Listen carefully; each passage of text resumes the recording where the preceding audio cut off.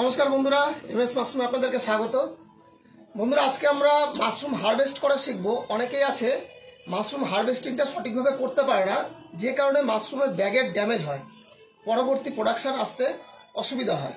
তো আজকে আমরা মাশরুম হারভেস্টিং শিখব। এগুলো দেখুন, এগুলো হচ্ছে সব গরমের ওয়েস্টার মাশরুম। এই গরমের সময় ওয়েস্টার মাশরুম হয়েছে, সামার ভ্যারাইটি যেটাকে বলে। এবং এখানে অন্য মাশরুমও রয়েছে, যেরকম এটা দেখুন, এই যে রয়েছে, এখানে একটা ম্যাচিওর হয়ে রয়েছে। এগুলো হচ্ছে শীতকালের সজর কাজু ভ্যারাইটি। আপনাদের এর আগেও ভিডিওতে আমি দেখেছি সজর কাজু মাশরুম। এগুলো যথেষ্ট স্বাদ হয়, খুব দারুণ লাগে খেতে, কারণ এর স্টেমটা অনেকটা মোটা হয় এবং বাটার মাশরুমের মতন খেতে লাগে। ঠিক আছে, এবং হারভেস্ট করার সময় এরকম ধরে ধরে কেউ টানবেন না, জাস্ট ধরবেন, আস্তে করে এরকম করে ক্লক ওয়াইজ বা অ্যান্টি ক্লক ওয়াইজ ঘোরাবেন বা এরকম টুইস্ট করবেন, তাহলে দেখুন গোড়া থেকে ভেঙে চলে আসবে। এবার দেখুন সামার ওয়েস্টার যেটাকে বলছি আমরা, সেটা পাচ্ছি। পুরো হাত দিয়ে আগে মাশরুমের বডিটাকে ধরে নেবেন, ধরে না আস্তে করে এরকম ক্লক ওয়াইজ এরকম ঘোরাবেন, এবং ঘোরালে দেখুন চলে আসবে। এটাকে যদি আপনি এরকম ধরে, অনেকে আছে এরকম টানে, এরকম টানলে কি হবে, এই যে জায়গাটা যেখানে মাশরুমের গোড়াটা ছিল, এখানে বড় গর্ত হয়ে যায়, খুব বড় গর্ত হয়ে যাবে। বড় গর্ত হয়ে গেলে কিন্তু সমস্যা হয়। এই জন্য আপনারা কেউ টেনে পারবেন না, জাস্ট মাশরুমটাকে ধরবেন, ধরে আস্তে করে এরকম করে ঘোরাবেন। দেখুন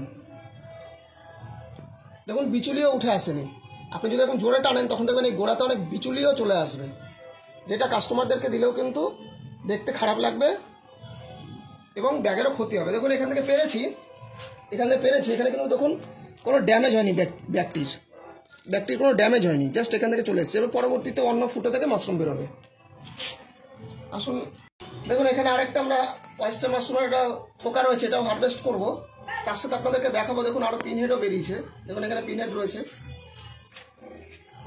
এবং এই বেডটা দেখুন, এটা দেখুন সজর কাজু ভ্যারাইটি। এটা তারিখটা এখানে আপনি দেখতে পাচ্ছেন, আমরা কত আগে বসিয়েছি, কিন্তু আমরা তাপমাত্রা নিয়ন্ত্রণে রাখতে পেরেছি বলে মাশরুম বেরোচ্ছে, আসছে হিউমিডিটি কন্ট্রোলে চলে আসছে। বন্ধুরা, মাশরুম চাষের জন্য তাপমাত্রা এবং হিউমিডিটি এই দুটো হচ্ছে খুবই গুরুত্বপূর্ণ। এই দুটোকে যদি আপনি কন্ট্রোল করতে পারেন, তাহলে কিন্তু আপনি গরমের দিনেও ওয়েস্টার মাশরুম চাষ করতে পারবেন। এবং আপনাদেরকে আমাদের ফার্মের আরও কিছু দেখাচ্ছি, যেখানে আমরা মিল্কি মাশরুমের বেড বসেছি। একটু মিল্কি মাশরুমের বেডগুলো একটু দেখিয়ে দিন।